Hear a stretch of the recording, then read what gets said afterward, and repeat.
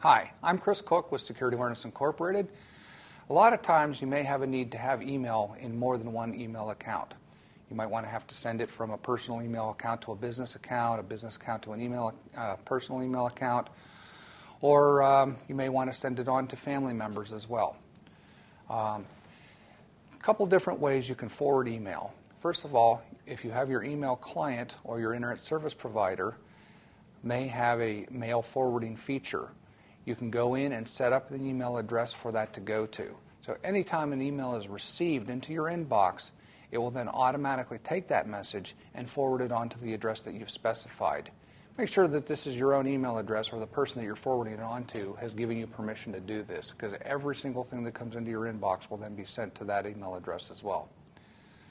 Now, the other way to do it, if you don't have a forwarding service available through your email client or through your internet service provider, is to manually forward each message.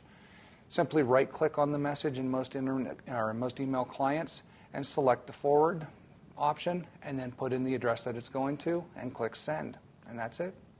So forwarding email isn't hard, but it can be hazardous if you're not sure where you're sending it. So make sure again that you have permission for the person you're sending it to, or that it's your own account. I'm Chris Cook with Security Awareness Incorporated.